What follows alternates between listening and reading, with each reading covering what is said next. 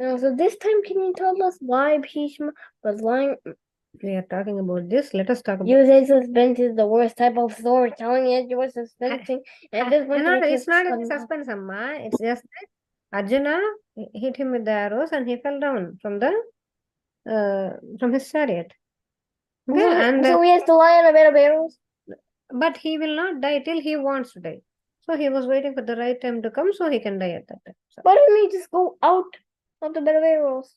No. He did not want to go back to the palace and he did not want. He just wanted to lie down on the battlefield and wait for that time. That's what he wanted to do. Okay, so they respected. You have to respect it. His great grandfather. You cannot say, "Hey, I don't want to listen to you." You have to respect his wish. Okay. Now, Harihi Om. Harihi Om. Shri Gurubhyo Namaha. Gurubhyo Namaha. Harihi Om. Harihi Om. Shri Mahaganadhipataye Namaha. Shri Saraswatyai Namaha. Om Sahanavavatu Sahanau Bhunaktu Sahaviryam Karavavahai Yasvinavadhitamastu Ma Vidvishavahai Shanti Gurur Brahma Gurur Vishnu Gurur Devo Guru Sakshat Param Brahma Shri Gurve Vande Guru Padadvandvam Avangmanasagoocharam Rakta Shukla Prabhamishyam Traipuram Satchitananda Upaya Visvotpatyadi Tapatraya Vinashaya Sri Krishnaya Vayam Namaha Krishnaya Vasudevaya Devaki Nandanaya Cha Nanda Gopakumaraya Govindaya Namo Namaha Sarva Chaitanya Rupam Tam Adyam Vidyam Cha Dhimahi Buddhim Yana Prachodayat Sarva Chaitanya Rupam Tam Adyam Vidyam Cha Dhimahi Buddhim Yana Prachodayat Sarva Chaitanya Rupam Tam Adyam Vidyam Cha Dhimahi Buddhim Yana Prachodayat Namo Bhagavate Tubhyam Namo Bhagavate Tubhyam Vasudevaya Dhimahi Vasudevaya Dhimahi Pradyumnaya Aniruddhaya Namah Sankarshanaya Cha Namah Sankarshanaya Cha. So we started 5 days back, right? Today is the day 6. We are in the and I wanted to tell you, like, when you are listening to Bhagavatam, you have to have utmost faith. Okay, if you listen to with a little kind of faith, you will get little results. If you listen with the big faith and a great faith, then you will get great results. And we also talked about importance of Bhagavatam, why we should read it, and what is the result of it. You said that about like every singular day. We keep on telling that. Now, yesterday we talked about how Lord Krishna left Hastinapura, right? He left Hastinapura and he reached Dwaraka. We talked about Hastinapura is, I told you, the place where the capital of Yudhishtira and all, that is their capital city. And Dwaraka is where from which Lord Krishna rules. And I told you how there are various dynasties in the Chandra Vamsha. And every one of us belongs to it. Everything started from, there will be two Vamshas, Surya Vamsha and Chandra Vamsha, like that. Everything starts from there only. And then in the end, yesterday we talked about how King Parikshit is born, and what is going to happen to King Parikshit and all the great astrologers. Okay, they were telling Yudhishtira that he is going to be just like Rama, is going to be just like ruling like that. But at the end, during the end of his life, okay, he will be cursed by a sage kid, a kid of a sage, and a snake will come and bite him, and during that time he is going to sit and listen and get the self-knowledge, the knowledge of the Parabrahman from the son of sage Vyasa. Okay, like that they told his what is going to happen to that baby, who is born now, what is going to happen to him in the future. Now the Brahmins, okay, learned in matters of astrology and birth ceremonies and all, thus having informed the king, now they informed the king and they got generous rewards. And they all returned to their homes. Once, when these people are born, they'll get good rewards, right? And they will do that. And now master, like Shaunaka is saying, he acquired the fame in this world. This Parikshit became very, very famous. And because he constantly keeping him in his mind, and he had seen before his birth. In his womb, what did he see? He saw, who will tell me? In his Krishna. He saw Krishna, right? In a thumb kind of thing. No, please, no, please don't change my notes now. And because he was constantly keeping him in mind, and whom he had seen before his birth, and he started examining all men when he came out, and he started looking, and just like the waxing moon day by day becomes full, the royal prince under the care of the protective parents, he became big. I told you how in Shukla Paksha the moon becomes big, right? Yes, what is it? Who is to say the sun? It will come now. It will come. When the time comes, then you will write anyways. Now let us go by the story. Now King Yudhishtira, he was told to perform, because he did the big war, right? Now he has to do some yajnas and all in order to get rid of all these kind of sins that he got the burden of. So in order to do that, he thought of, okay, first, in order to perform yajna, one requires funds, right? So he received all the stuff, whatever taxes he has been collecting and fines and all, everything, he got them all together. And then keeping his mindful wishes in respect of his mind, he wanted to do the yajna. So his brothers also, on the advice of that Paramatma, also told him to perform the Awswamedha yaga. If you remember, I told that to you. Okay, Awswamedha yaga he wanted to perform. So he went, even his brothers also, they went around to different kingdoms and they collected money from them, because in order to perform yajna you have to collect money, okay, because it is for the welfare of everybody, and all kingdoms will come under Dharmaraja only, so they will all give riches to him. They'll all give a little bit of funds because they're supposed to pay some taxes, sort of thing.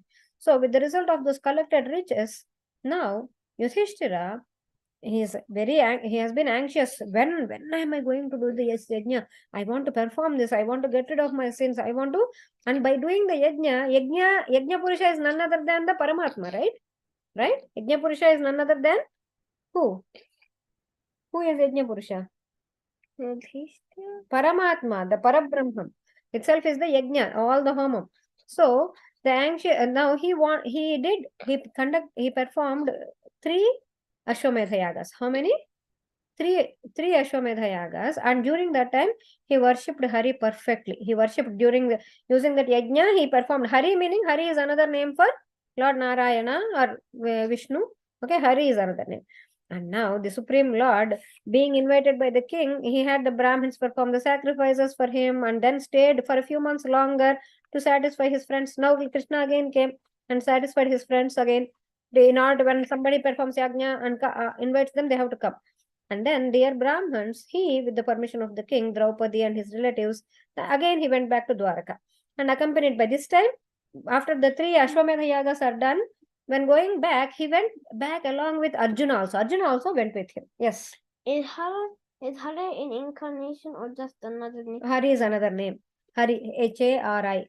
Okay. So this time, when Krishna went back, Arjuna and other members of the Yadu dynasty, they all went with him. Arjuna and his some people went with him.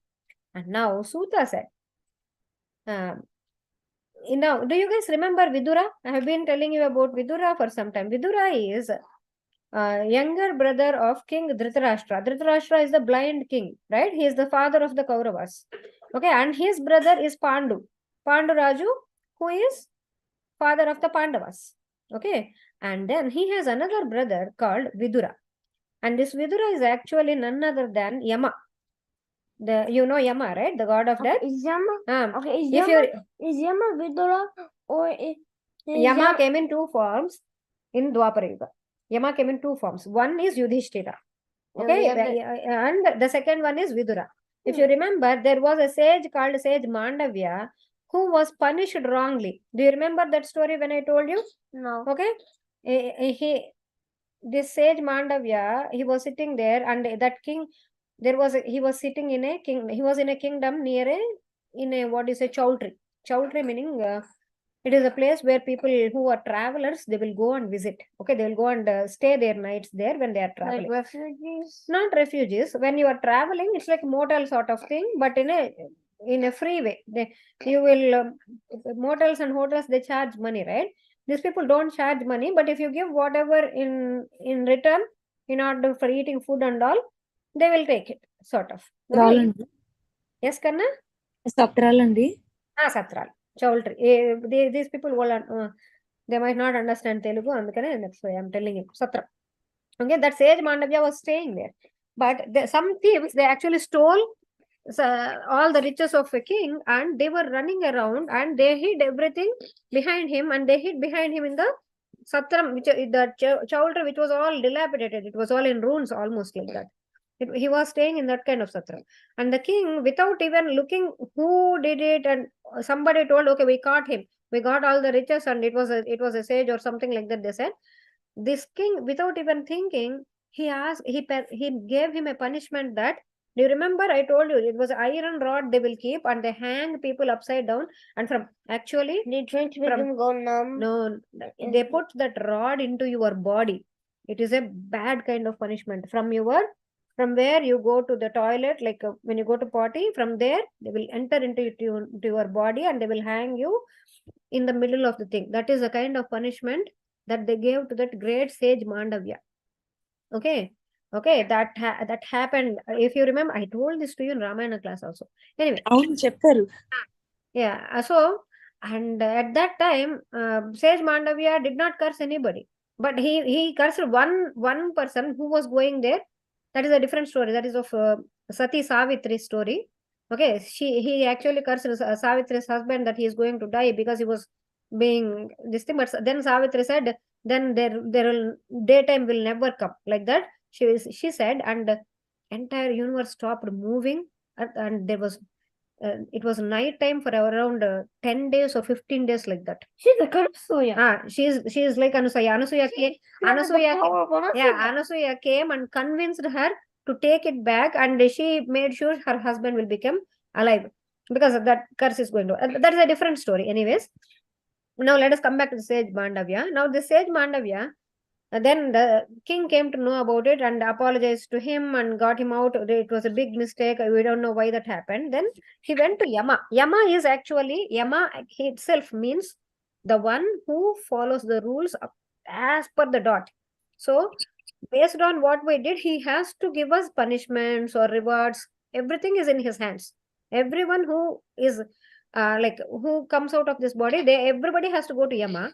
Okay. And if you did all good stuff, Yama will show to you with a nice form. He will wear nice garments. He will be very beautiful, and he will be very handsome. Yes, what is it? Okay, so you see, like there's like a Agni, fire, water, earth, and space, like watching us at all times and taking notes of what we do. Yeah, that is Chitragupta. Do they like report those notes? Yes, to Yama. Correct. The Chitragupta, where he writes differently, and it tells it to Yama that this is all they did, like that, right? Now sage Mandavya went, and why did I go through that punishment? Why did you make me get that punishment? He asked. Now Yama told, when you were little, when you were 8-year-old, okay, you actually caught hold of dragonflies, and you played with them, and fireflies, dragonflies, and you caught them, you made them into this thing, and you tried to play with those innocent creatures, and because of which now you have to go through that punishment. Then he asked, oh Yama, you do not know Dharma Sukshmas at all. I was only 8-year-old. If a kid is less than 8-year-old, okay, whatever sin he does should be divided into 4 parts. Okay, 1 part goes to the kid, the 1/4 goes to the kid, and 1/4 goes to the parents, 1/4 goes to the guru. 1/4 goes to like that. But what if their guru is their parents? Yeah, then the parents will get a lot of sin. That's what it is. Okay.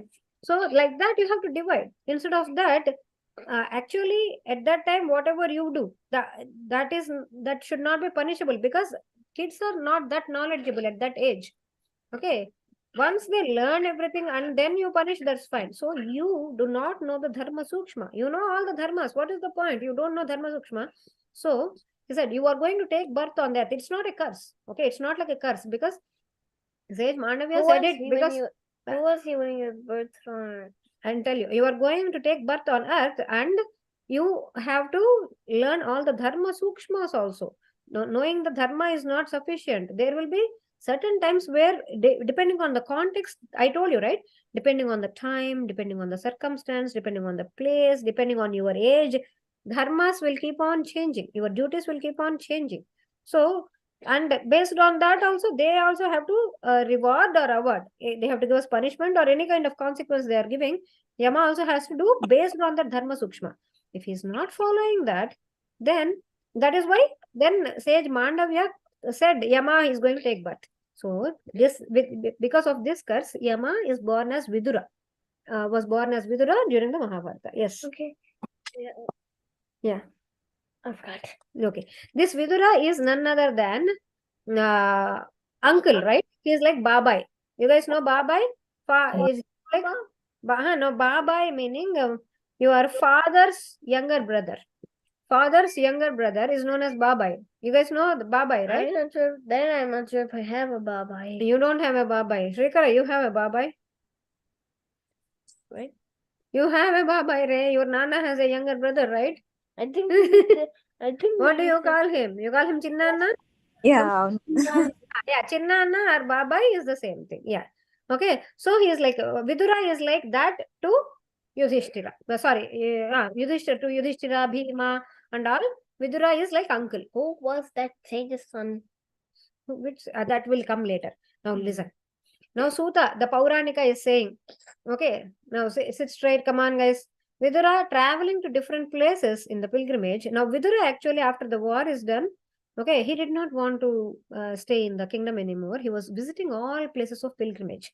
And he received the knowledge about the destination of the self from he went to sage Maitreya. Say that? Sage Maitreya. Maitreya. He's a great sage. And this Vidura, he got a lot of knowledge about the Brahma Tattvam and all from this sage Maitreya. Please make note. Okay, by that knowledge, sufficiently being acquainted and everything to be known, he learned the Brahma Tattva. And he came back to the city of Hastinapura. Hastinapura is the capital city from where now Pandavas are ruling, right? So, after all the questions Vidura had asked Maitreya in his presence, an undivided devotion unto, when he was learning about all that self-knowledge, in Vidura also, lot of unconditional love towards Govinda. Govinda is none other than Lord Krishna, right? Yeah? Govinda. Say that? Govinda. Okay, you know what? Pinch yourself once. Pinch yourself once like this. Pinch. Give it. Make it hurt a little, man. Make it hurt a little. A little. Not much. Now stay awake. Yep. I understand.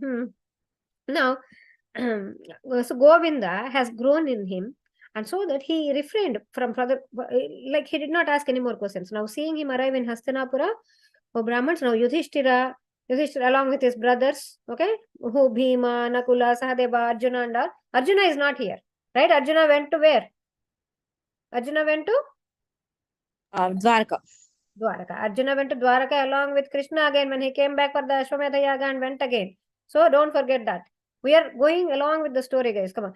And now Dhritarashtra, Satyaki, Sanjaya, Kripacharya, Kunti, Gandhari, Subhadra, Uttara, Kripi, all other wives of the family members of the Pandavas and other ladies with their sons, all of them together came and welcomed Vidura very nicely. I want you to imagine it, okay? If you imagine, it will be nice. Now, like awakened from death, they approached him. Okay, like that suddenly when somebody who is very dear to you comes, everybody you will feel energetic, right? Oh, like that. Still then it was like this. When he came in, they were so very happy. And with all respect, they embraced him. They did namaskaram to him. And in their love for him, they emotionally shed tears. Oh, it has been so long. You went for so you went away for so long, and how was your pilgrimage and all like that. So King Yudhishthira offered him a seat and arranged a proper reception. After he ate and rested, was seated comfortably. Now the king humbly bowed down to address in front of anybody. Now Yudhishthira said, do you remember how we brought up under the wings of your care? You are the one who actually raised us. You protected us from those evil Kauravas in between, together with our mother. And we were delivered from various calamities like poisoning and arson. Like if you remember, like I am pretty sure you know, all the Pandavas, they were kept in a house made of lakhs. You guys know lakhs? No. Laka. అంటే flammable thing. Wax. It was like wax. They say wax. Wax. Okay. Yeah. Wax Yeah. is not wax. Okay. Wax. Okay. The house, the entire house was made of wax. Okay. And they were all, it was kept under fire. And Vidura is the one who told Bhima and made sure everybody escaped that place. Vidura actually saved them so many times when they were kids, when they were growing up, and then when all the time. So you are the one. Devotees like you. Guys, I'm trying, a little of Mahabharata is also coming here. Listen. And you don't Pay have to attention. say the Mahabharata. And devotees like you are converted into holy places themselves like that. Like when we look at devotees like you, it is like I'm looking at that holy place. Okay. And wherever you went, okay, like that. Oh, powerful one. And within your heart, the one who carries the club, you turn all places into the places of pilgrimage. And these people, when great people like Vidura, when they visit a place, okay, that place also becomes like a pilgrimage. So, dear uncle, can you tell us what you saw and what you heard about our friends and well-wishers? What did you hear about us? Like that. Are the descendants of Yadus who are wrapped in their service unto Krishna, they are all happy where they are living? Thus, being questioned by the king, now like Yudhishthira is asking, how are you might have went to Dwaraka also, how is everything there? He discussed one subject after the other and properly described all he had experienced. But what happened was, by the time actually he came here, okay, who Vidura came to which place? Can anybody tell me? Vidura came to which place? Hastinapura. He went everywhere for pilgrimage, right? He came back to Hastinapura, New Delhi. Okay. Hastinapura is where Pandavas are ruling it from. Okay. Be quiet. And now, so what happened when Hastinapura, are you guys listening? Yes. So when he was visiting there, at that time, actually Krishna was already gone. Krishna left the incarnation at this time. Okay, but he did not tell, Vidura did not tell Yudhishthira about this. Because if he tells Yudhishthira about this, Yudhishthira will just break down there and then and there itself. So Arjuna was there. I told you, right? Arjuna went there along with them. Okay, so this is this kind of, don't get all this thing. You listen to it like, yeah, I am also feeling something.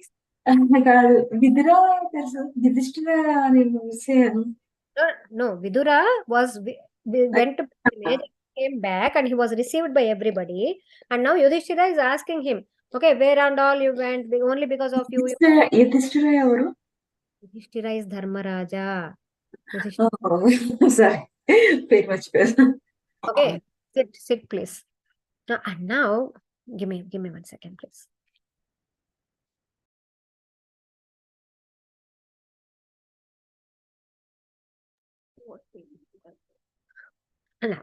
Now, when he was asking like all of these details, he did not tell anything. Vidura did not reveal about what happened to the destruction of the dynasty of the entire Vrishni dynasty. He did not tell.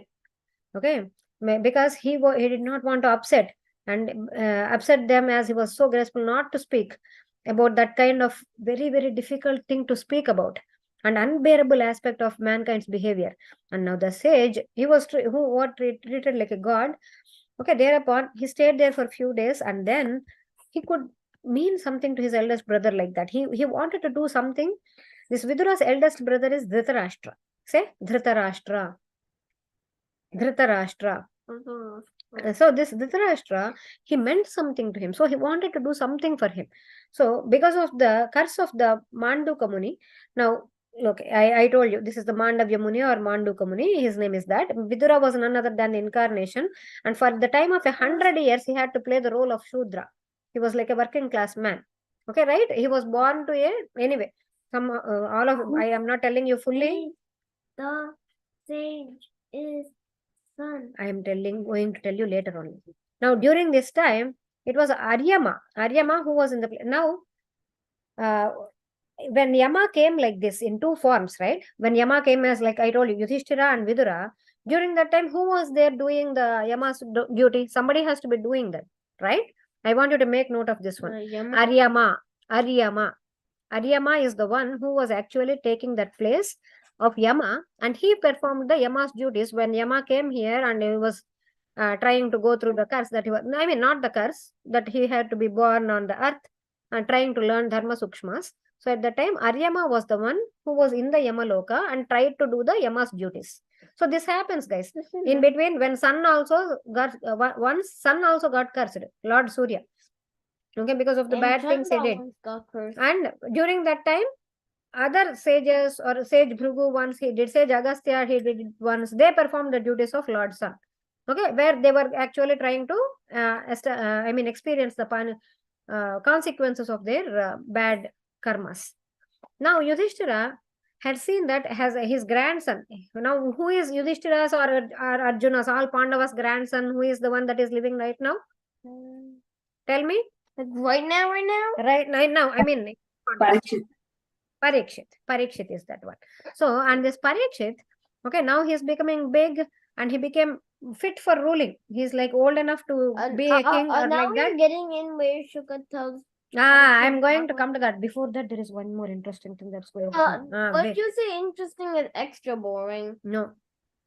And enjoy it together with his politically gifted brother. So now he was enjoying till, and now as the insurmountable and imperceptible, the time has come to pass. Now who are like Vidura, well aware of this, he went to Dhritarashtra and he said, "Oh king, you are my dear brother. Oh dear brother. Okay, please withdraw yourself without delay. Why are you so being attached in all these things? Okay, now all your sons are gone. Just see how fear is ruling your life. Every day you see Bhima. Bhima has been very mean to him after all of this. Bhima used to come and say, "Hey, what is this, you blind man? Why can't you eat your own food?" Like that. But because of Dhritarashtra, the entire thing, everybody had to die because Dhritarashtra could have taken a decision, right? Like he doesn't want to. He should have stayed in such a way that his sons will not behave bad. Whereas he did not check his sons. He was like always encouraging them. Okay, this was like Bhima was very, very mad at this. So he wanted to, he was being very mean to Dhritarashtra. Whereas Dharmaraja, Yudhishthira was never mean to him. Okay, and now he is telling there is no help from anyone or anything to escape from this fear. Because this fear, you are always constantly in a fear. Who will come and maybe scold me, or they might come and do something to me like that. You are constantly in fear, Dhritarashtra. Oh, my dear brother, you should not be like this. Because this fear concerns the Supreme Lord, and who approaches us all in the form of one day he is going to come in the form of time and he will just take us away. Okay, one day that's going to happen. So you have to overcome this fear. Inevitably overtaken by the pull of a time, a person must, just like that, give up this life as dear it is to everyone, not to mention the wealth, all the wealth and the life and everything will be gone.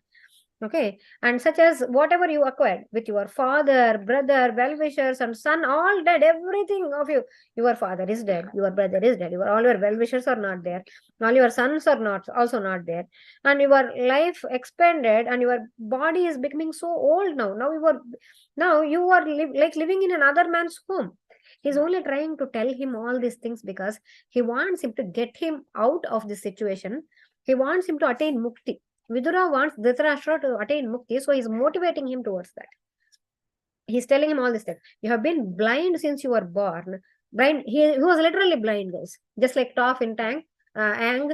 Okay, like that. This Dhritarashtra was born blind. That like Toph can see with and vibrations this Dhritarashtra is as strong as Toph. Like if he actually hugs somebody, he can break them. Just he can break their bones. He is that strong. This Yeah, Dhritarashtra. Toph is that strong. Toph is very strong. No, Toph can only break some Okay. bones if you use earth. Yeah. So now listen. So you now your body is becoming old. You have been blind since you were born, and your hearing is also not so good like before.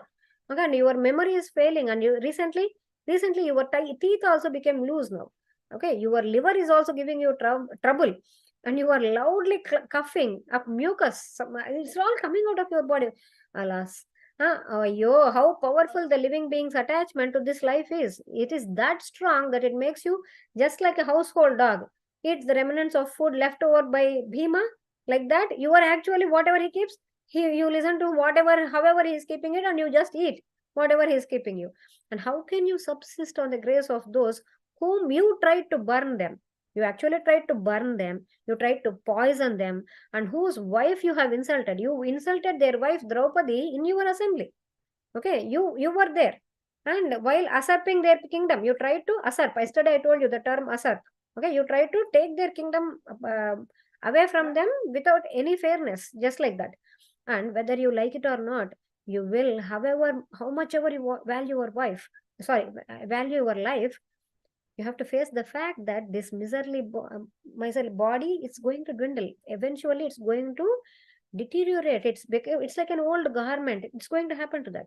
And someone courageous and wise, when he no longer being to able to use this body properly, unconcerned, free from all obligation, they have to leave for an unknown destination. Like this, kings all used to do this, right?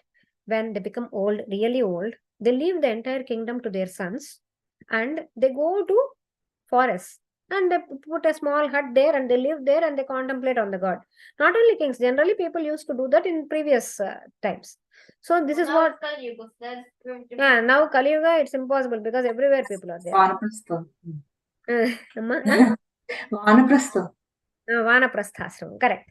And now anyone who by his own understanding or having learned, like some people can understand by themselves this thing, and some people learn from others, okay, arrives at the consciousness in resignation to the world. Now you have to resign from the world and leave his home with the Lord. You have to have the Bhagavan installed in your heart, and certainly that kind of being is the first class human being, anyone who does that. Okay, and therefore please leave for the north. Come with me. Okay, let us go towards the north, towards the Himalayas, without letting your relatives know. Don't tell anybody. If you start telling somebody, they will want to come with you.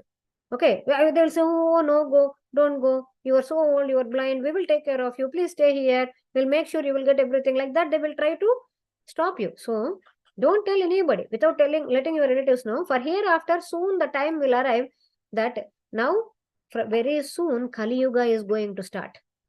Very soon, Kali Yuga is going to start, because the moment Lord Krishna left the body, Kali Yuga started already. The moment Vidura knows it already. Lord Krishna left the body, Vidura knows it already. But he did not tell anybody because he doesn't want to see them break down and all.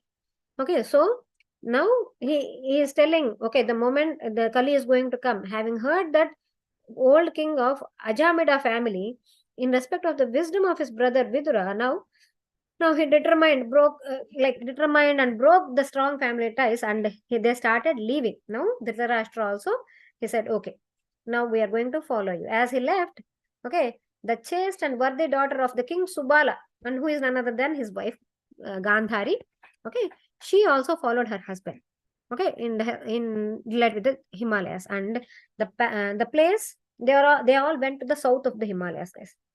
The place that is the delight, there they who took up the staff of renunciation, they were like, the sannyasis and all, they go there, right? Like that. And returning to the place, he who has considered there is no enemy, and Yudhishtira, he wanted to pay his respects to the elderly, and after he had worshipped the gods and all, and he offered oblations and gifts of grains, land and cows and gold to the Brahmins, but he could not find his two uncles or Aunt Gandhari. He could not find Dhritarashtra. When he went one day he woke up, okay, he did all his duties. He did namaskaram to God, he offered, and every day they do some donation. So he gave donations of grains, land and cows and gold to the Brahmins. And now next he wanted to do namaskaram to his uncles and aunt. And as he went there, he could not see them. And anxiously he turned to Sanjaya. Sanjaya, if you remember in Bhagavad Gita, we come across Sanjaya Uvacha many times. Okay, this Sanjaya is also, he used to stay along with Dhritarashtra all the time. He's the minister. And he turned to Sanjaya, the son of Gavalgana, okay, the assistant of the blind Dhritarashtra. During the battle and all, the Bhagavad Gita and all, Sanjaya watch it. That is how it starts. Okay, and said to him, where is our old blind uncle? Where is my well-wisher Vidura? And where is Mother Gandhari? They were who were grieving over because their sons are lost. Where did he? Because he was he distressed in mind, full of doubt. Was he thinking, I will be ingratitude? Will I do something to him? And did he drown himself in the Ganga or something like that? No, Yudhishtira got agitated, and because he could not see them immediately, so he was trying to find out, did he go here? Where is he? Did he go to Ganga to give water, and maybe did he drown himself there because he did not want to be with me? After the downfall of my father, King Pandu, they were the well-wishers. Now also, Yudhishthira, look at him. Never King Dhritarashtra tried to be on side of him, but Yudhishthira, Dharmaraja, always thought that Dhritarashtra is his well-wisher, his uncle, okay, who is really bad towards him, was always his well-wisher. Like that, he thought of him. Okay, because we were small children, they let us come into the kingdom, they took us in. Where have my uncles gone from here? Where did they go?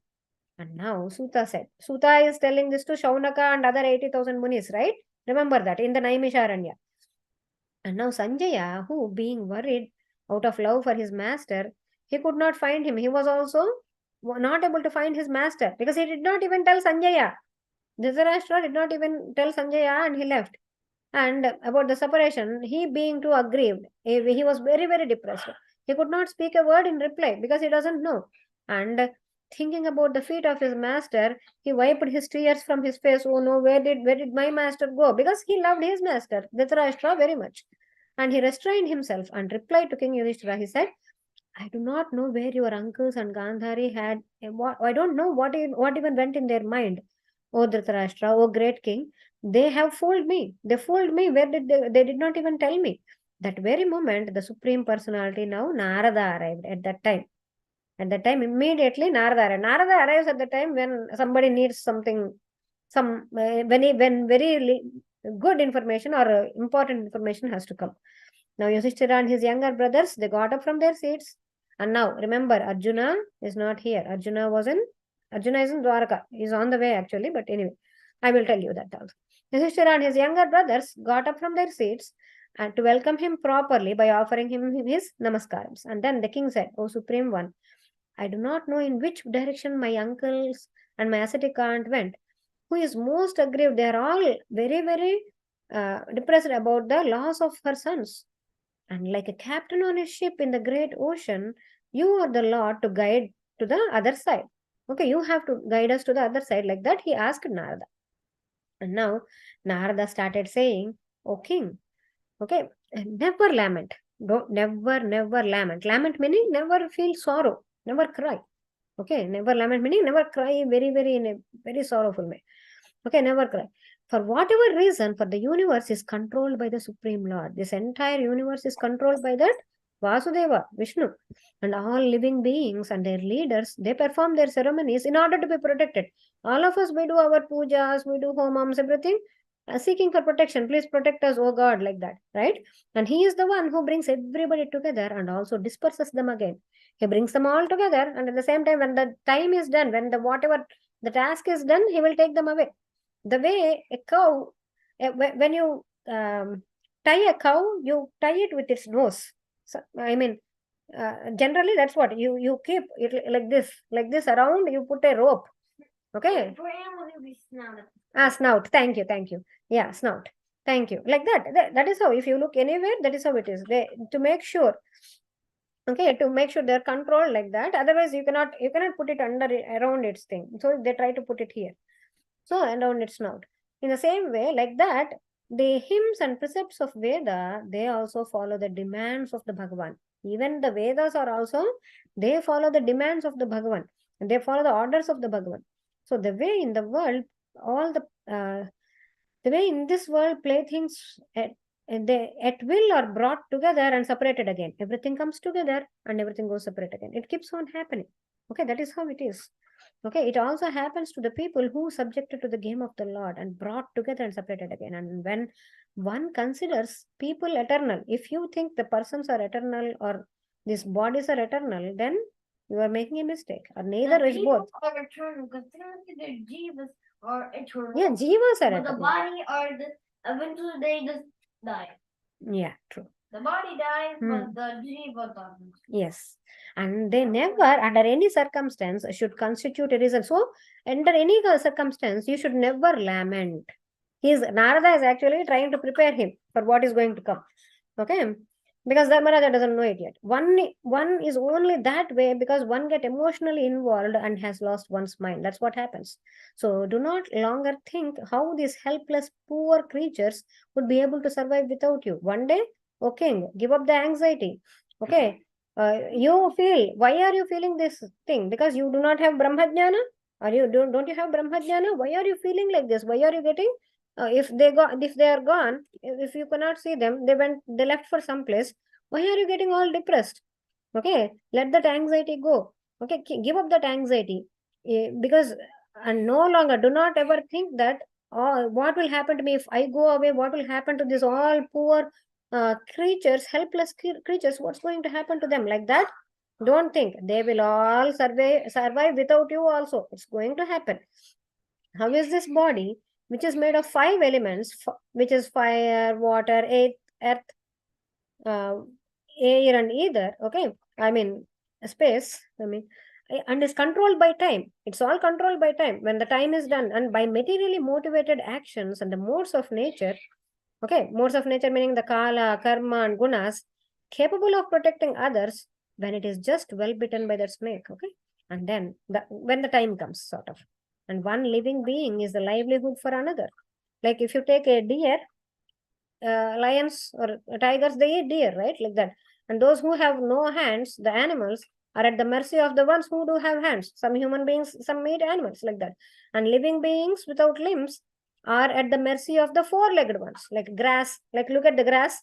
Grass is at the mercy of cow. If cow eats it, what can grass do? It can do nothing. It has to be eaten, right? Like that. It's destiny. Yeah, it's a destiny, like that. So the weaker ones are always at the mercy. Inevitable. So this is what Narada is telling Yudhishtira. The weaker ones are at the mercy of the stronger ones. So look, therefore only for him. So what are you supposed to do now? You know, this is all the thing of the nature. That's how it is. So what are you supposed to do? You have to put you have to always think of that Brahmajnana and Brahma Tattva, or you have to put your mind on the Vasudeva. Okay, look for both inside of him, outside of them. Look for the Bhagavan inside of those beings and then outside also. Okay, and he, the father of all creation, that supreme Lord, now, O great king, he descended in this form in the world, in the form of, sometimes he comes in the form of death and he just devours everything. Okay, like time. And in order to eliminate every inimic, everyone inimical to the enlightened souls, like that. So the Lord on their behalf, he did what he had to be done now, and he is now awaiting the rest, like that. You Pandavas, the same way, you must also wait and see. For so long he is present in the world. Now Dhritarashtra and his brother Vidura and his wife Gandhari, they went to the southern side of the Himalayas where the sages have their refuge. Don't worry, they are not dead or anything yet. So, they all went to the place where in the Himalayas, towards the place is known as the Saptashrota. Say that?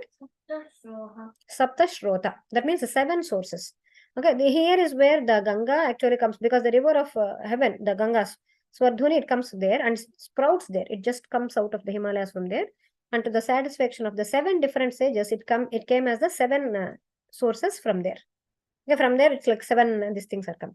It divides itself into 7 currents, which are known as branches at that place. They went to that particular place. And there, they are bathing regularly. They are sacrificing every day. They are performing fire sacrifice according to the principles and fasting. And they are actually fasting all the time and they're only drinking water. That is how they are surviving and they want to be. And Dhritarashtra, now, his senses are completely subdued. His mind and senses, everything is in control now. Now, He is thus freed from begging from food. He doesn't have to ask for food for everybody. Now it's like he's not dependent on anybody. Now, with the help of his sitting postures, now he is sitting. Now I told you, right? The way you sit, your posture, the way you take breath, all these things help you in so many ways. It helps you maintain your health. It helps you achieving Parabrahmam. These are all one means of achieving Parabrahmam. So he actually mastered his postures, breath control, and he turned his mind also inward, away from the six senses. One can, and then he is absorbed in Lord all the time. Yeah, five senses and the mind. Okay. Or antahkarna, you can say. Antahkarna, chitta, buddhi, ahankara, okay, and manas. That one. And turns one mind away inward, away from the six senses, and one can absorb it in the Lord. Like that. And he conquered all the contaminations. He had so many contaminations, right? Like he's always greedy. He's always jealous. Okay, he came out of those things. Okay, and he of passion, goodness, and ignorance. Now, by allowing himself to merge with the wisdom, and the wisdom to merge with the pure witnessing, he has united himself with the absolute. So he is becoming one with the Parabrahmam while living itself. So the greatness of Dhritarashtra is concentration, guys. He can concentrate so severely because he doesn't see anything. He does not have to get distracted because he's born blind. He doesn't see anything, no distractions. Now his sons are also gone. Nothing is there. Now he made his peace with the situation and he is trying to concentrate, and he did that and he attained Parabrahmam. Just now he is waiting for the time where his soul can leave the body and attain Parabrahmam like that. So when he no longer hindered, he renounced all his duties and he's sitting down concentrated without moving a limb. His senses and mind, because of the breaking and with the effects of the operating modes of nature, will no longer be fed. They all came to a full stop. Now expect that he will. Now Narada is telling Yudhishtira that from today, in about 5 days from now, he is going to quit his body. He's going to quit his body, and walking, it will turn into ashes. Okay, it's going to happen. While she outside observes her body from her husband, that Gandhari, she is also going to follow him. She will follow him in the there will be a fire mystically, generally. There will be a fire coming onto the cottage, and she will also enter that blaze like that. And witnessing that wonderful incident, O son of Kuru dynasty, with mixed feelings of delight and grief. One thing is, when somebody leaves the body, it's supposed to be, it is a little sad. But at the same time, if they attain Mukti, okay, if they become one with the Parabrahmam, that means that is amazing. And then leave that place for the sake of visiting holy places like that. So Vidura also, he is going to witness this incident, and then with mixed feelings, he is going to leave that place and he is going to go for pilgrimage. So Vidura is not ending this life yet. Only Dhritarashtra and this thing. And after Narada, thus, he told Yudhishtira about this, and then along with his Mahati Veena, he went to heaven. And Yudhishtira, he took all the instructions, right? Now Narada told him how to think about when these kind of things happen. So he took all his instructions to the heart, and thereupon he gave up all his lamentation. He stopped crying. Okay, now Suta said, Arjuna went to the city of Dwaraka, right?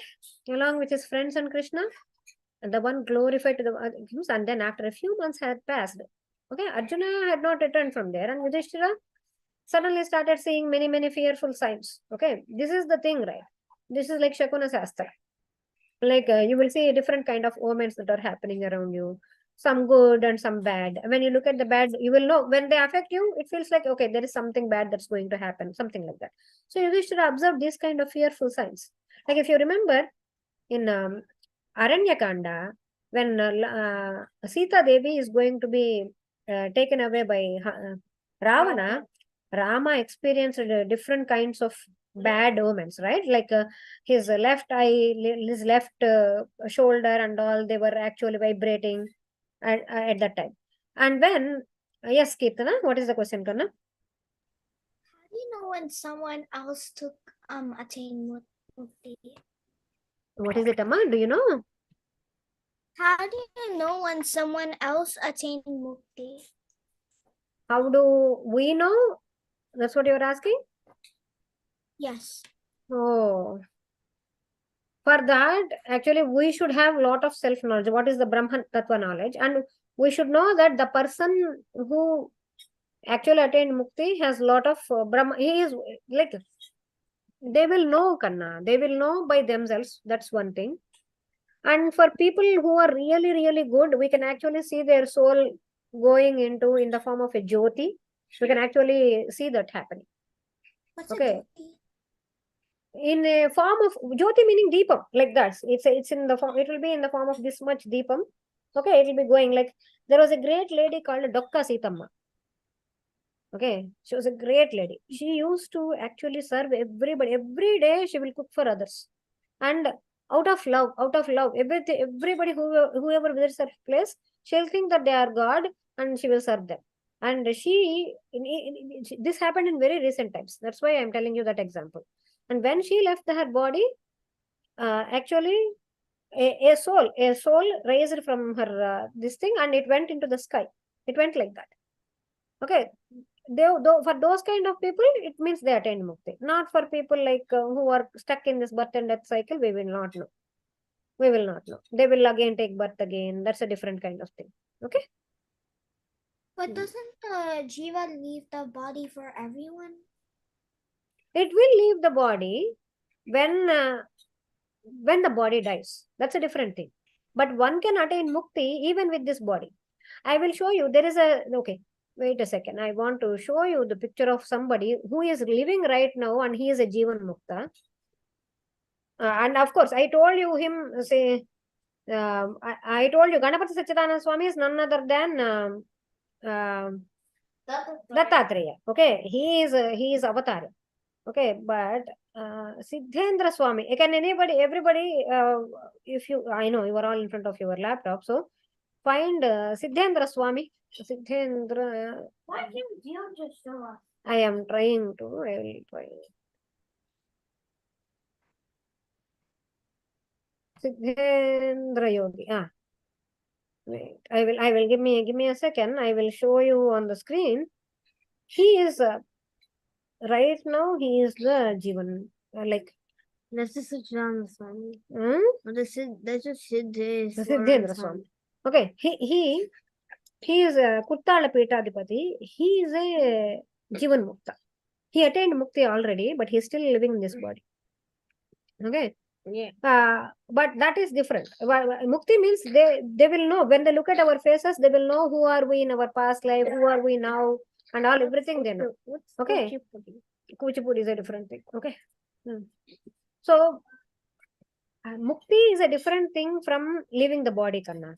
Mukti means becoming one with the Parabrahma.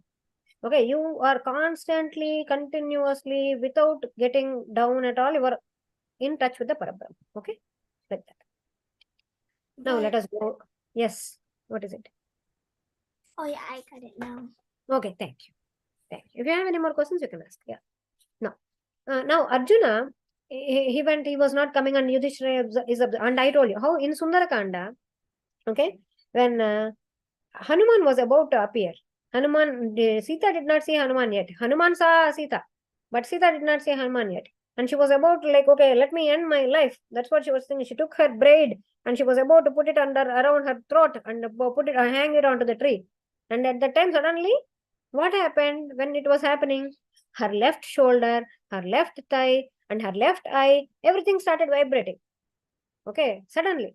And that means that it's a positive side. These are best, like you come across positive one, like these are called omens. If you're a girl and something on the left side of your body, something good's gonna happen. Yes. But if you're a boy and something on your left side vibrates, that means something bad's gonna happen. Okay, good understanding.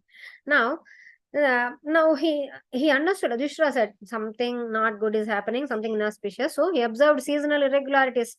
No, nothing is going according to the like. In summer, what has to happen, it's not happening. In rain, is not coming at the right time. He observed seasonal irregularities and saw that human beings suddenly they are becoming angry without any reason. And he's seeing greed. That's the beginning of the Kali. And he's seeing falsehood. People are without any reason, they're just lying.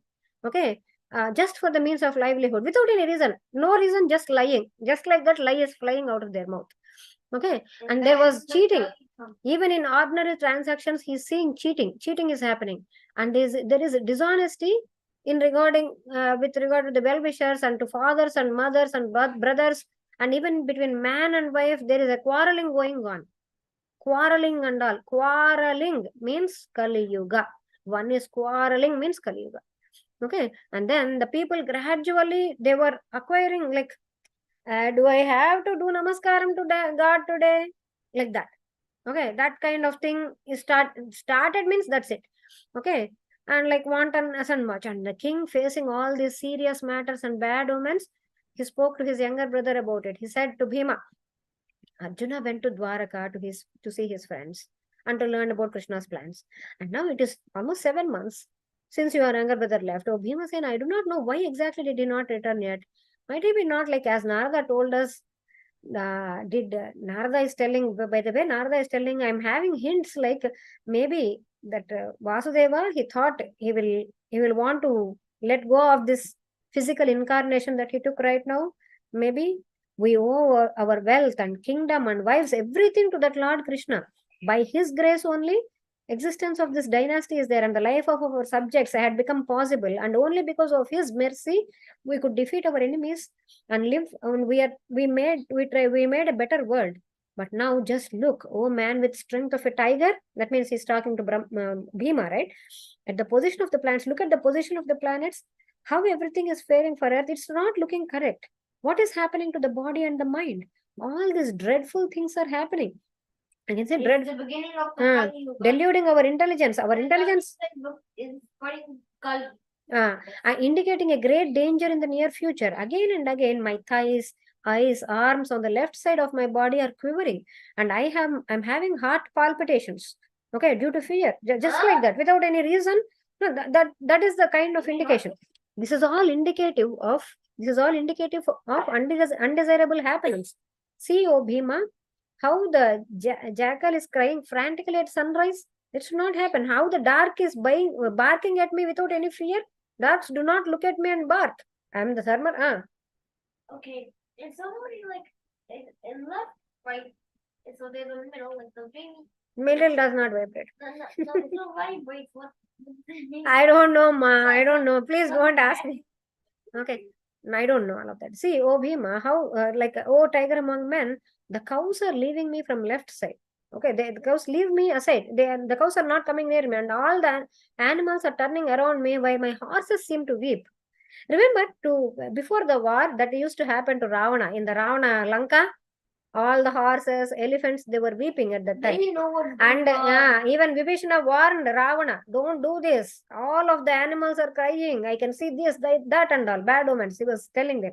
Yes, Kirtana, what is the question?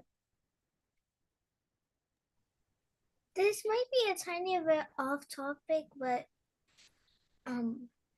so since you say that something bad happens in Kali Yuga, like what bad really happens in Kali Yuga?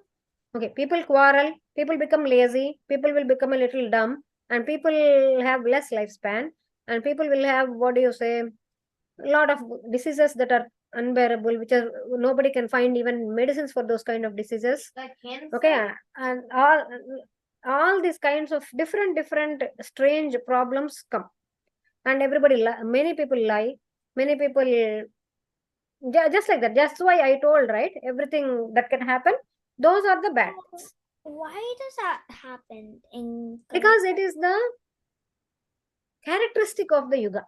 Every yuga has a characteristic, right? Every yuga has its own features. Every yuga. So if you are in Kali Yuga, those are the features that you come across. Okay, those are the different ages have different. Okay. Okay. Now listen. Okay, now the pigeon, a messenger of the pigeon appears like even when you look at a dove, it is looking like a messenger of death to me. And the shrieks of the owls and the rivals of the crows and all, they are making my heart tremble, because some kind of void I am feeling. Oh Bhima, see how smoke circles in the sky, how smoke is circling, how earth is throbbing along with the hills and mountains with loud thunderbolts. out of the blue of a cloudless sky and all.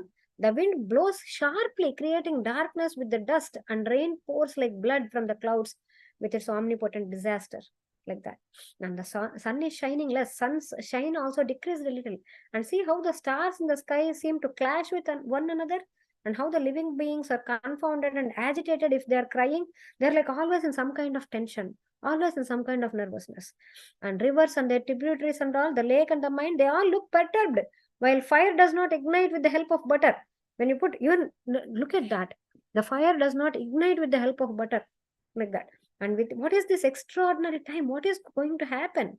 The calves, they are not, the calf, it's not going to its mother cow, and it is not sucking, and the cow does not like to be milked. If you take the milk, it is not likely, it's looking afraid, as if they were weeping. And while the bulls, they do not like pleasure in the pasture ground, like that. And the deities seem to be crying, even gods also seem to be upset a little. And it's like they are perspiring somewhere, the sweat is coming from them. If they want to, as if it felt like they want to leave the temple, and also the cities, villages, towns, gardens, mines, and hermitages, everywhere. Then generally everywhere God is there, right? They seem like they want to leave this place. It looks like that. And they have lost their beauty. All these hermitages and all, the beauty in them seems to be lost, because they are not having any happiness, because they are left with, they don't have any happiness. And what sort of calamities are going to fall on us? I think that all of this great upsurges manifest out of the need for the marks of the lotus feet of the Supreme Personality. Like, looks like, I think Lord Krishna might have left his incarnation, I'm thinking, like that. And otherwise, how can these kind of things can happen on the earth, like that? And oh Brahman, when the king Yudhishtira thus was thinking to himself, observing the bad omens and all, Arjuna returned. Arjuna came back from the kingdom of Yadus. He bowed down at the feet of the king. His dejection, he was very, very dejected, and tears were falling out of his lotus face. Okay. And Arjuna was pale, looking pale, with heart full of anxiety. And the king, who remembered, now the king, Yudhishtira, remembered what Anarada said. Okay, questioned him in the midst of, Yudhishtira said, Are you our Yadu relatives of Madhu, Bhoja, Dasharha, Arha, Satvata, and Andhaka? They are all happy, passing their days in Dwaraka. Look, he told all these things, names. All of them are happy, all the happy. Is also my respectable grandfather, Shurasena, is in good health, passing his last days of my maternal uncle, Vasudeva. Vasudeva is none other than Kunti's older brother, right? Okay, and his younger brothers. Maternal meaning Amma's brother. Maternal meaning Amma's brother. Okay, so all of them are good. How are his younger brothers? How is the king Ugrasena? And how are all my aunts and their wives? Uncle, actually, Vasudeva has 7 younger brothers. Vasudeva has 7 younger brothers, 8 younger sisters. Okay, Vasudeva is elder among them, and Kunti is older among the sisters, like that. Whereas first is 8 brothers and then 8 sisters, like that. They are born. Anyway, are my aunts, his wives, and all the 7 sisters headed by Devaki herself, are they all happy? And with their daughters-in-law is King Ugrasena, whose son was so wicked. Who? Kamsa. Kamsa is the son of Ugrasena, and Lord Krishna killed him, right? When he was 8 years old. And are his younger brother Hidaka and his son Kritavarma, Akrura, Jayanta, Gada, Sharana, and also Shatrujit, are all of them happy? Is also Balarama. How is Balarama? Very sad. He is also Balarama, the Supreme Personality and the protector of the devotees. Is he doing well? Are the great warrior Pradyumna, the son of Krishna, and all others of Vrishni family, are they happy? And in every respect, powerful plenary position of King Aniruddha. Aniruddha is the son of Pradyumna. That means he is the grandson of Lord Krishna. Okay. Is he faring well? And how are Sushena, Chardeshna, Samba, the son of Jambavati? How are all of them? Okay, as also the eminent sons of Krishna and their sons like Rishabha and all. How are everybody? Are likewise the constant companions of Krishna, Shrutadeva, Uddhava, and others, as also Sunanda, Nanda, and other leaders, and all liberated souls of excellence. They are all liberated souls only. How are they doing? And are all of them who are bound in friendship under the protection of Balarama and Krishna, Okay, they are also thinking of our well-being. Or did they all ask about us also? Like that he asked.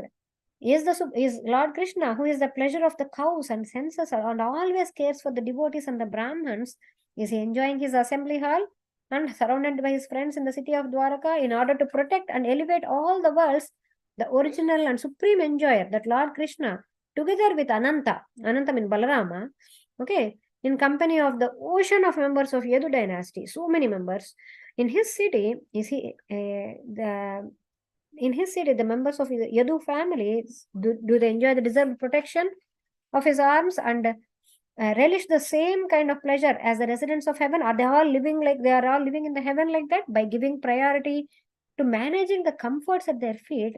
How are the 16,000 wives who are headed by Satyabhama and by the Lord, they are all subdued to the denizens of heaven like that, so they could enjoy everything like that? And how is the Parijata tree like that? Are they all enjoying their pleasures? And how the Yadus, enjoying the protection of his arms, always fearlessly enter into the Sudharma assembly hall. The assembly hall's name in Dwaraka is known as Sudharma. Okay, that's one thing. Sudharma. Are they all enjoying that? Procured by force. They actually took it from Indra. They took it from Indra by force. And was it worthy? Which was worthy for the best of the gods, like that. And now he's looking at Arjuna. Arjuna is crying.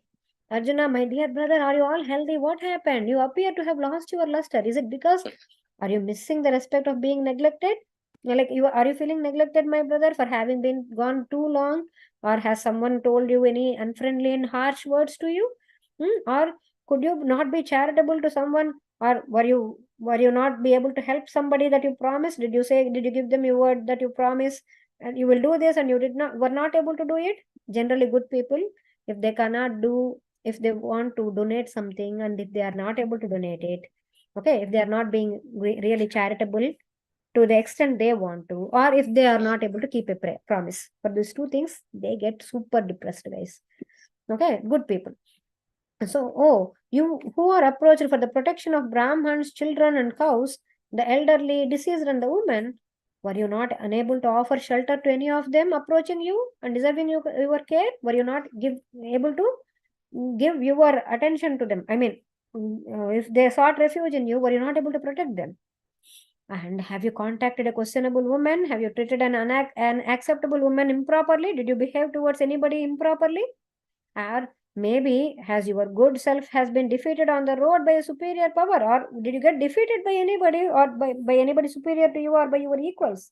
Did you get defeated? Why are you crying so much? Have you disregarded old men or boys who deserve to dine together with you? Did you treat them badly?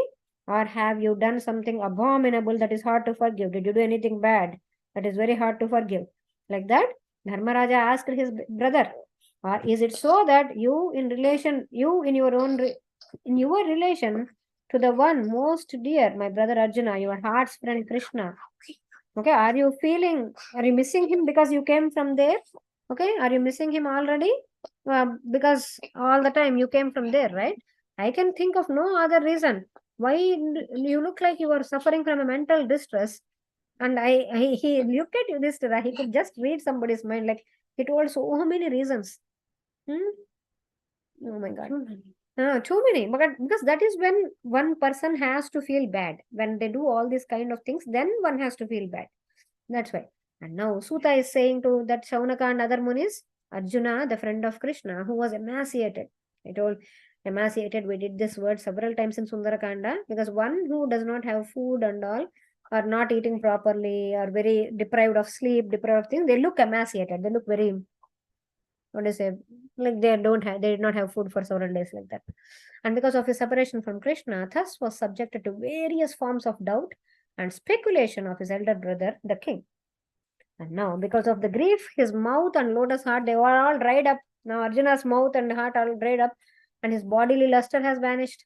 Preoccupied with thoughts about the Lord, he was incapable of replying properly. The more he wiped the tears from his eyes, with great difficulty, the more came. Difficult, he could not check his sadness at all.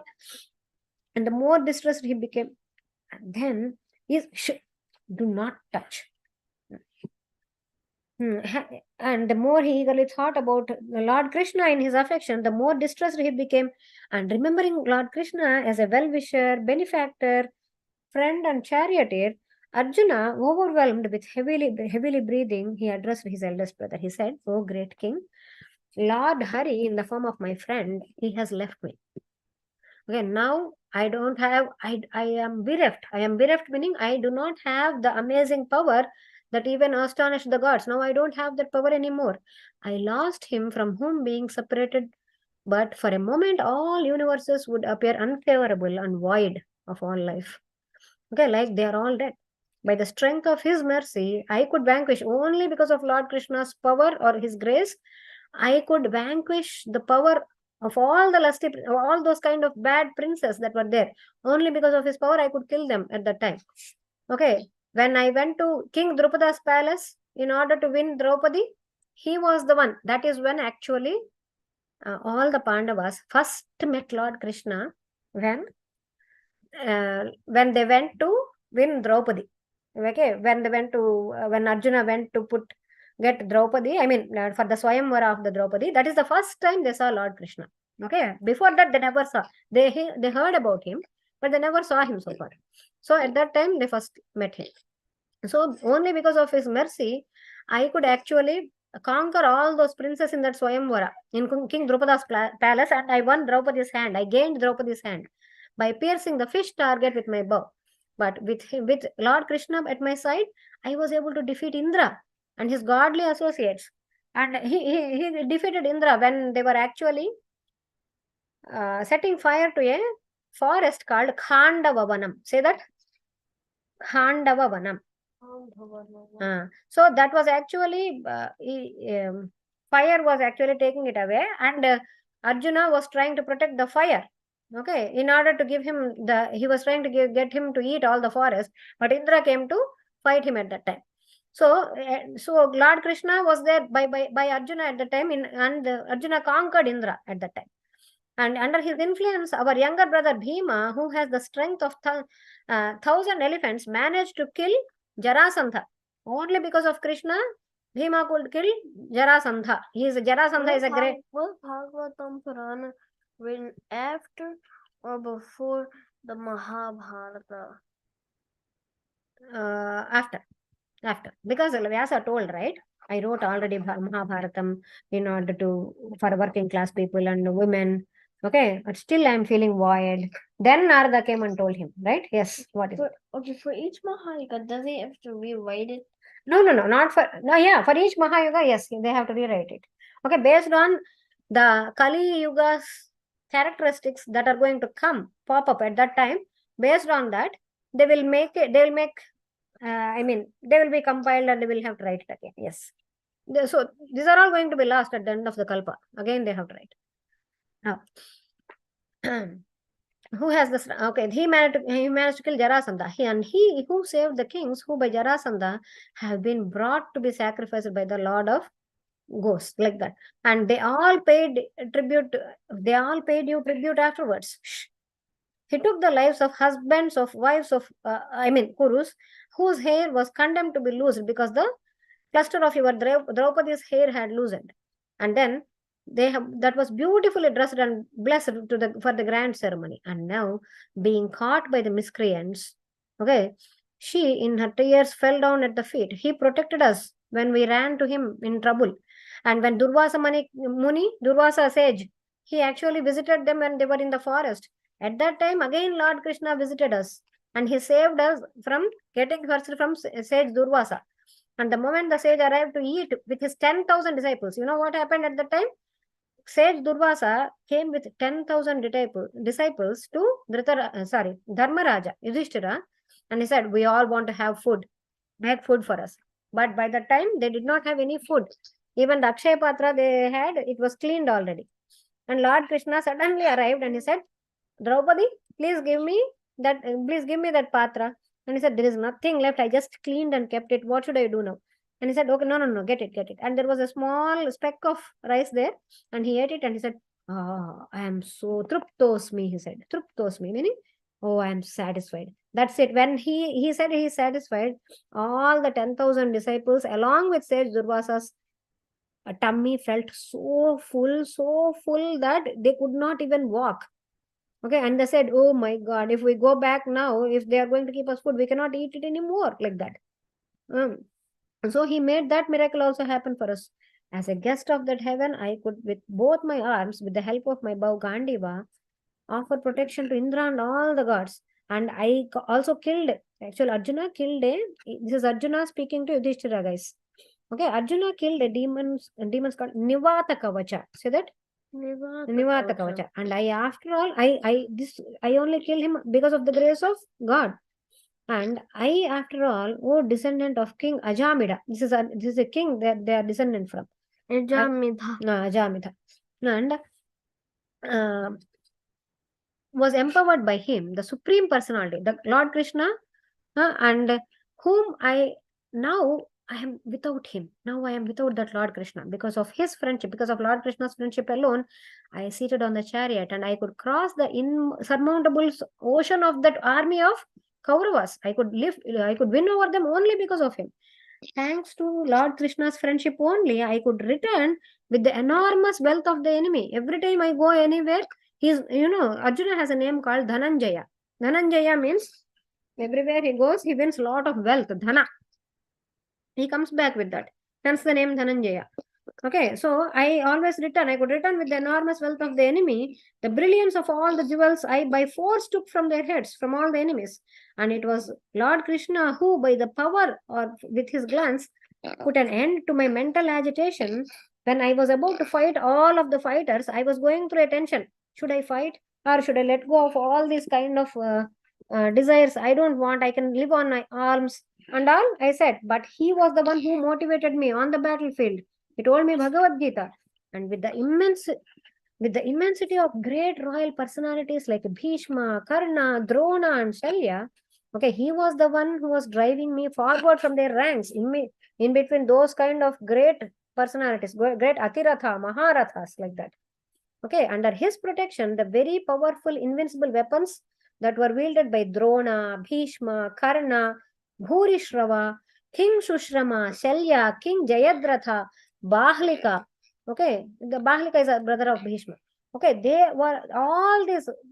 are all experts in divine missiles. Okay, they kept all those missiles towards me, but they could not touch me.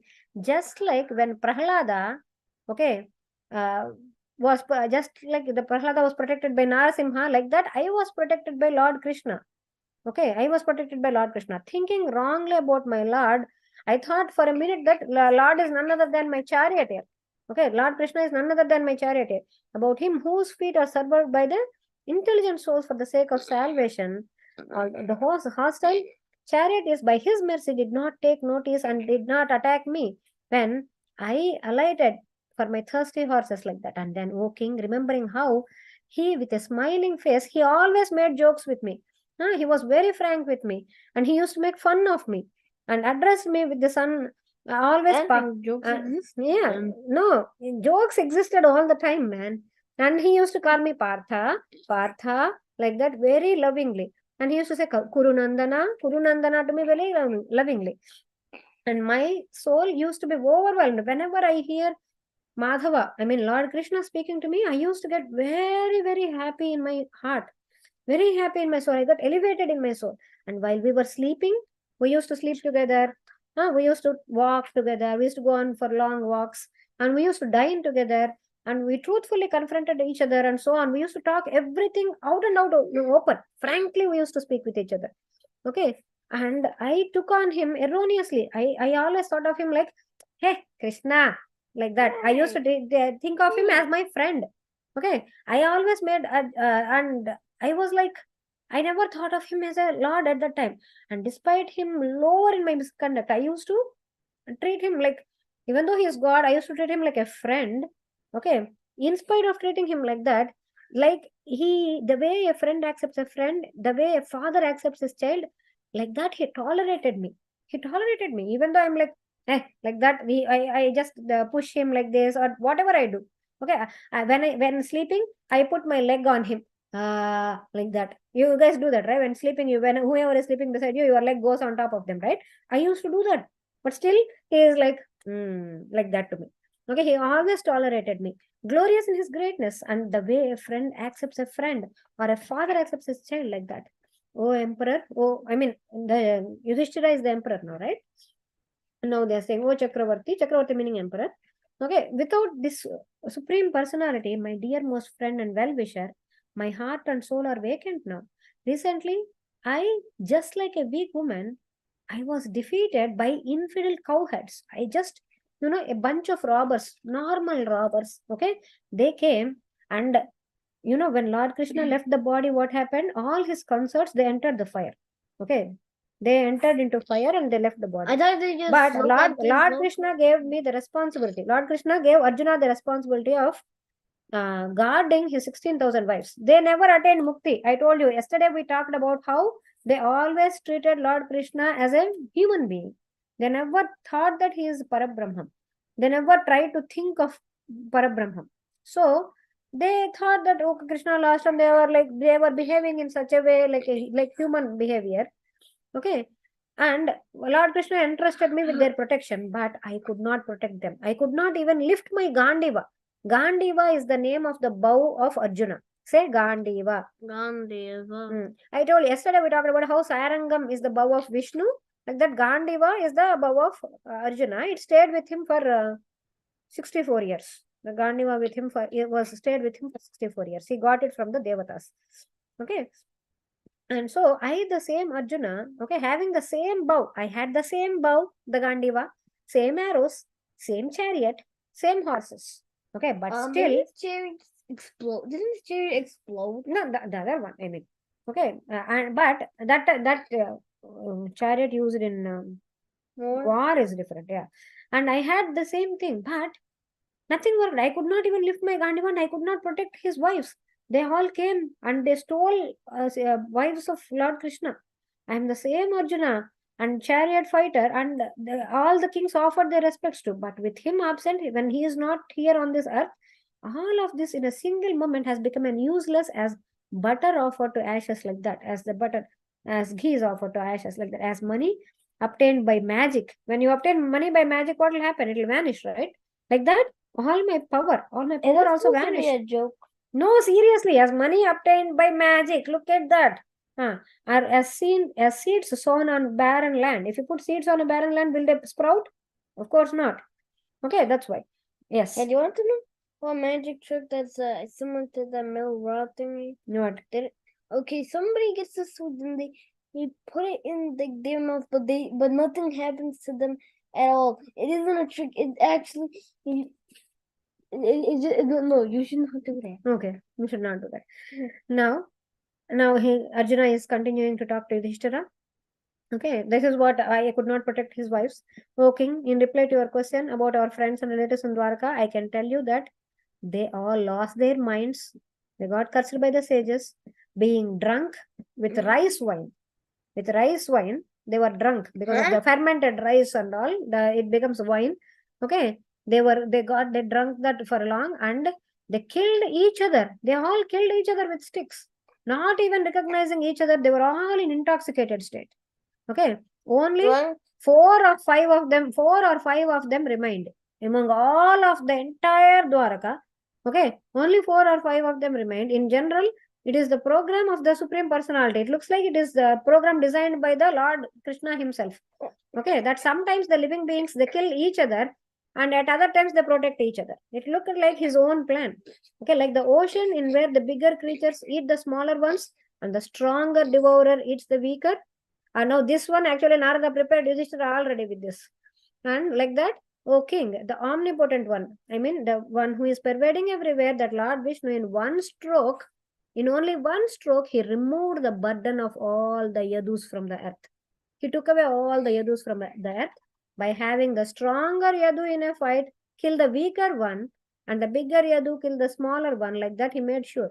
Bearing in the mind the words spoken by Govinda, I remember how attractive they are, how they imbued their own importance and appropriate at time and circumstance put an end to the pain in the heart. Now Suta said, thus thinking of the lotus feet of the Lord and what he had instructed in the intimacy of their deep friendship, Arjuna, with his mind freed from all the materialistic concerns, when he spoke all of this, he found his calm. The Upadesha, he got a message from Lord Krishna. Lord Krishna talked to him several times, right? Okay, in the form of Gita. Now, in the form of Gita also, he achieved calm at the right time through the mind.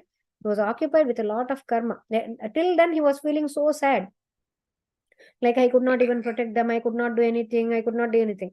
But when after talking to Yudhishtira, like, this himself looked like God's plan, that he removed the burden of the yadus from this planet. Okay, that's what he did. Now, like that, now he found a little solace like that. And constantly remembering the feet of Vasudeva, Arjuna's devotion increased rapidly. And so that the endless ruminations, now he stopped crying, he found calm. He again thought of the spiritual instructions that Lord Krishna himself gave to him in the midst of the battlefield. What is that? Again, in Bhagavad Gita. Amazing. By thinking of his time and actions, what should be done, he remembered all those messages and he dispelled the darkness of his ignorance and became the master of his senses. Now Arjuna conquered his senses. Now free from lamentation, he stopped crying. Okay, by his spiritual capacity, he managed to cut with the doubts, and that was raised by the duality being in the world. I told you, this entire world, happiness is there, means sorrow is there. We have to conquer both stages in order to achieve that stage. So Arjuna is going through that path. Okay, he is trying to free himself from the entanglement of birth and death. And now Yudhishtira, listening to all the deliberations about the end of the Yadu dynasty and the disappearance of the Lord from his abode, he just disappeared. What does Matsya mean? Matsya means fish. Okay. And undisturbed. And even also, he was also undisturbed, made up his mind. He said, okay, let us all leave now. Let us all go to heaven. That's what immediately Yudhishthira made his plan. Now Lord Krishna left the earth. So it is our time also. It is the instruction given to us. As soon as Lord Krishna leaves the earth, we have to also leave this earth. So they have to make the decision. So also now Queen Kunti is there. She also overheard Arjuna telling about all of these things. She heard from behind.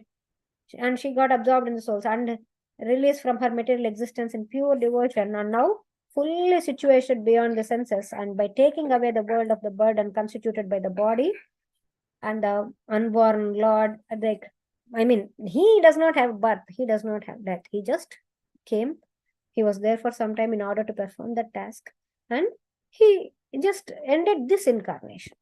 Okay, like that.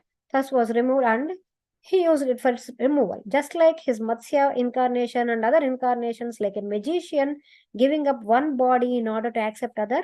Like that, he relinquished the body by which he relieved the burden of the world. And when Mukunda, okay, the Lord of Liberation, the fortunate one, so worthwhile to hear about, left this earth, from that day on, Kali Yuga manifested itself in it. Like I told you, how Dharmaraja started seeing quarrels everywhere, misunderstandings everywhere, people talking bad about each other, just like lying, not doing, and cheating, dishonesty in the transactions, all these kinds of things he is seeing. At that time itself, he started seeing them.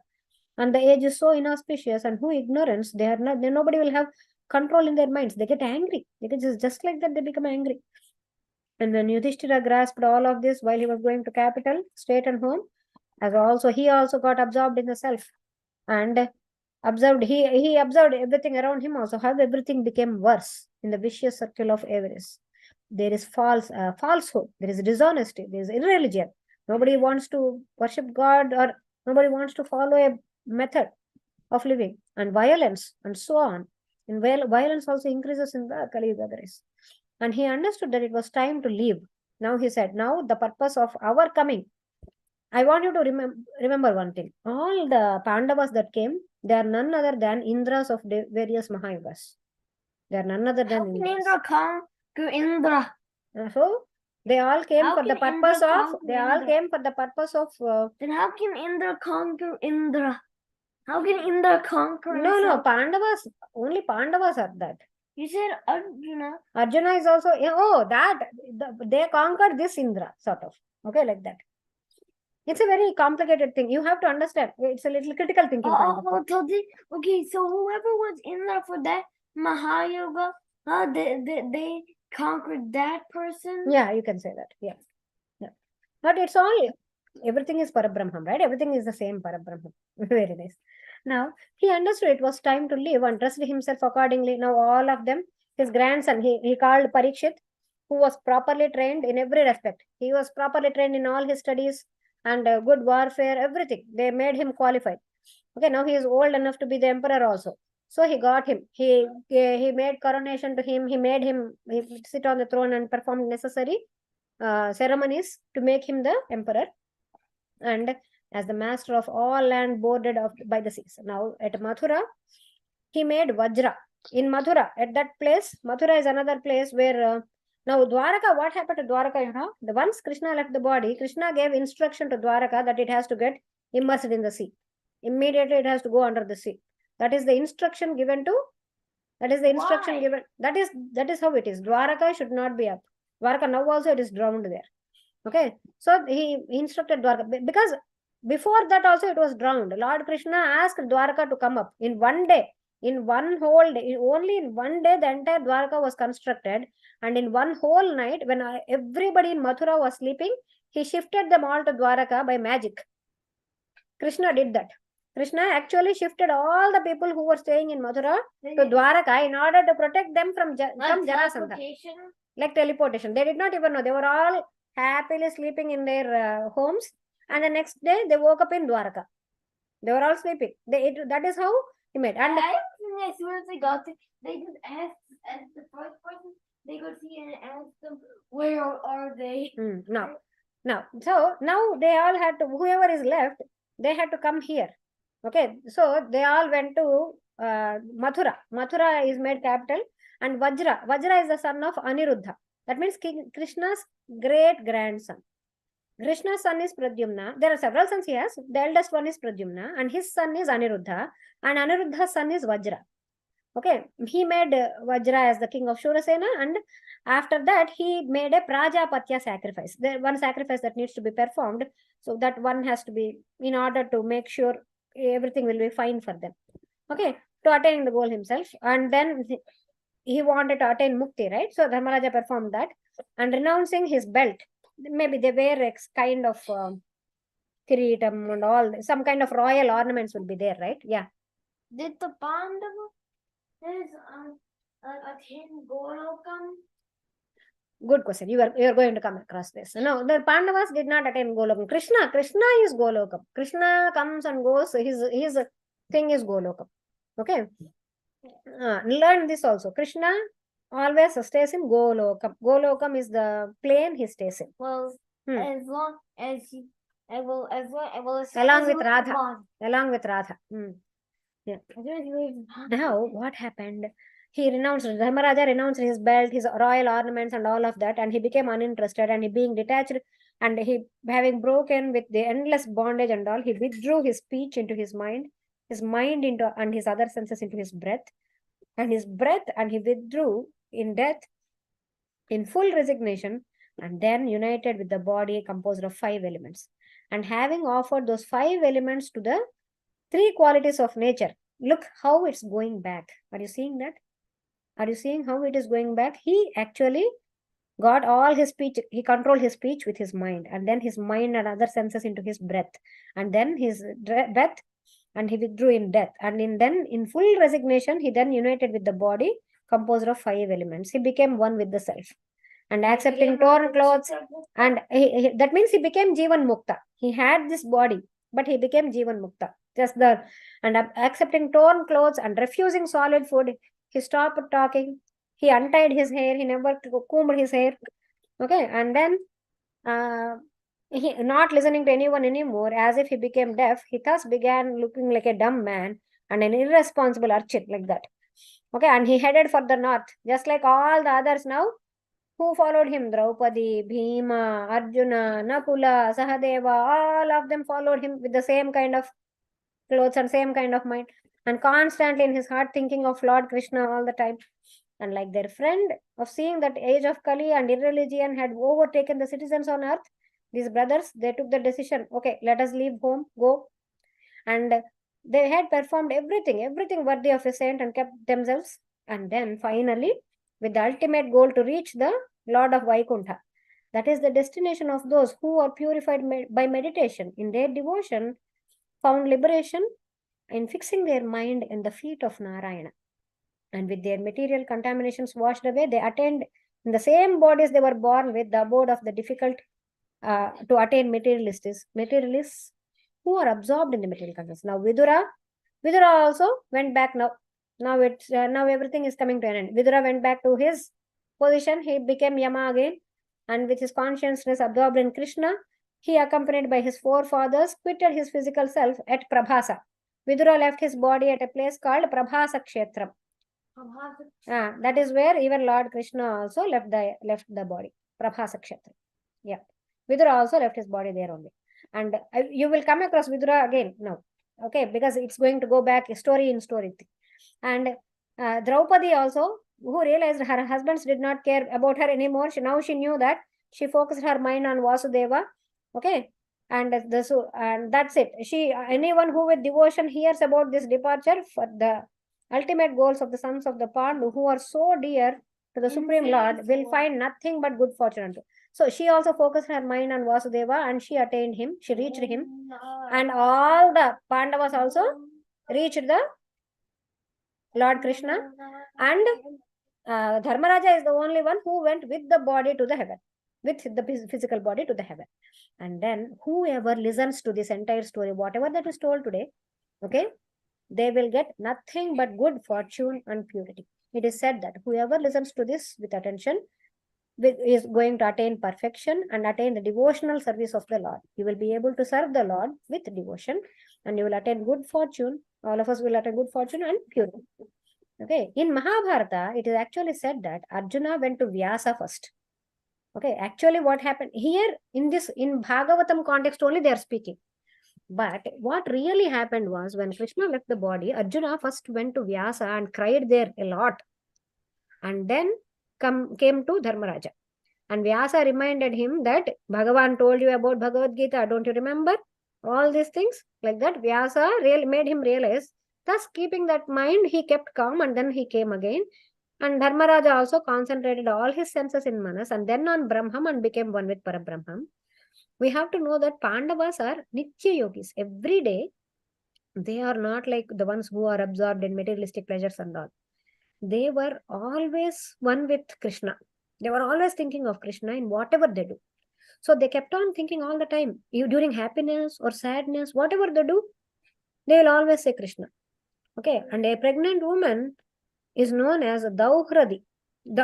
Say that Dauhradi, one with two hearts. When a pregnant woman thinks, when a pregnant woman thinks of Lord Krishna when she is pregnant, okay, as she has two hearts within herself, right? Her heart and her baby's heart in the womb also, right? So both of them, those two with two hearts, she will be thinking about Lord Krishna. Okay, so that the child also will think of Krishna at that time. That is why it is important for actually pregnant ladies to listen to this Bhagavata Purana. And during the incarnation time, with whatever feeling one thinks of that avatara, okay, they will attain Mukti that is beyond imagination. That is the greatest secret of the Bhagavatam. Inner meaning of the Bhagavatam is, during the incarnation time, with whatever feeling one thinks of that avatara. If you think of that avatara, look, if you see Lord Krishna, Kamsa also got killed by Lord Krishna, Putana got killed by Lord Krishna, so many demons, and they all attained Bhagavan. But if they think of fear, they will attain Mukti with fear. Got it? If they think with, like Shishupala never liked him, okay, with that kind of, hatred, or with love, like Gopikas, okay, they will attain Mukti like with love. That kind of Mukti. That is the innermost meaning of the Bhagavad Gita. Whatever feeling one thinks of that incarnation, they will attain moksha or mukti that with that kind. That is beyond imagination. Okay? Thank you for listening. Today it has been very heavy, very difficult topic. Yes, please. Kunti will miss and Kunti ఏమైంది? Kunti attained Parabrahma when she listened to Arjuna, Arjuna telling all these things. Okay, she said. But in one of the things it is said that Kunti actually went along with Kunti went with Dharmaraja, sorry, Undamma. పాండవులు ద్రౌపది వెళ్తారు అని. Kunti along with Dhritarashtra and them she went and she also attained Mukti in one thing they say. But in Bhagavata Purana, it is told that when Arjuna was telling about that Lord Krishna left the body, then and there itself, they have the ability to leave the body with the yoga sadhana. They get all their energy from Mooladhara to Sahasrara and their Kundalini rises to here. They do meditation, right? They sit and do dhyana. And there is that kind of tingling thing that comes up. And suddenly your head and all from there. From here, they leave the prana. That is the yoga shakti. That is the way, that's how she left her life with Kunti Devi. Yes. ఇప్పుడు wives Krishna wives ఉన్నారు కదండి, అన్న కలిసి ఉన్నారు కదండి, ఏం ఉపయోగం లేదా? Right. That's what. The yadbhavam tadbhavati. Yadbhavam. ఇప్పుడు మనలో కూడా దేవుడు ఉన్నాడు, మనం రియలైజ్ అయిపోతే ఎలాగో అదే అంతే అంటారా? అంతే కదా. If you don't make any effort, if you just think God as a mere husband and not give him much of what do you say, that kind of, if you are not becoming one with him, love and all, okay, you see God in your husband is one way. That is the greatest service. That is what Lord Krishna asks you to do. Like generally in your husband, if you see God, if you are feeding him food, you think that you are keeping God food. You give him water, you think that you are giving him water. That is the greatness of the wives. Okay, generally for mothers and wives it's so easy because to attain mukti, because they can see God in their own kids, they can try to see God in their own husband, they can try to see, they have to see, actually that is the mandatory, but nobody sees it. They think that they are all mere humans, and those 16,000 wives, they made that mistake. అంటే శిశుపాలుడు కూడా కృష్ణుడి చేతిలో చచ్చిపోయింది, ఇష్టం లేకుండా కృష్ణుడు అంటే ముక్తి వచ్చేసి వీళ్ళు ఎందుకు ఇలా ఉండిపోయారా? Dantavaktra, none other than Jaya Vijaya, who took the form of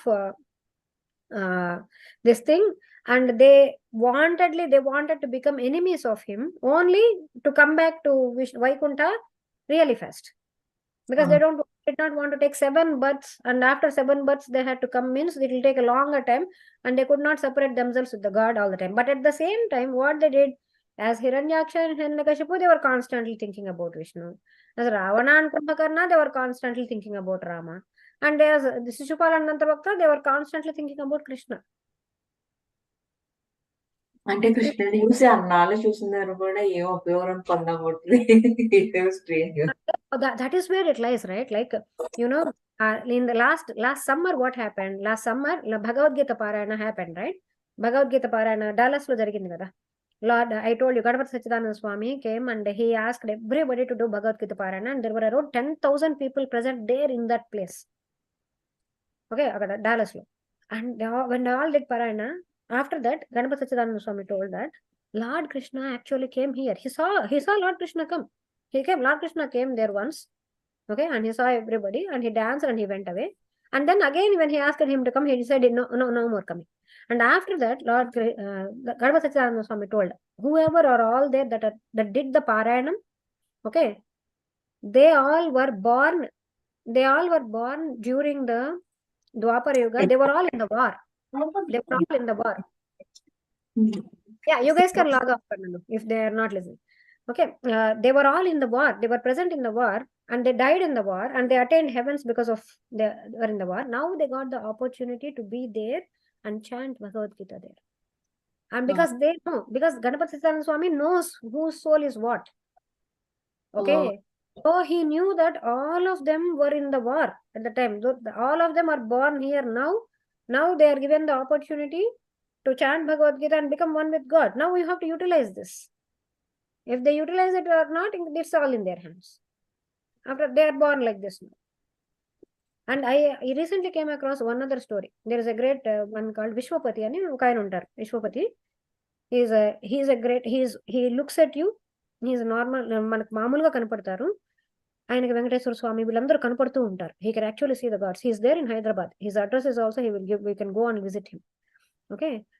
He writes a lot of Vrata Pustakams, and because Lord Venkateshwara himself appeared in his dream, And he kept on telling him story. When he was sitting in front of ఇప్పుడు Tirupati temple ముందర కూర్చొని ఉంటే okay వెంకటేశ్వరుడు కనపడి కథ చెప్తే రాసుకున్నాడు. ఆ తర్వాత వశిష్ఠుడు, ఆ తర్వాత విశ్వామిత్రుడు, ఇట్లా వాళ్ళు కథ చెప్తే నేను రాసుకున్నాడు అనమాట.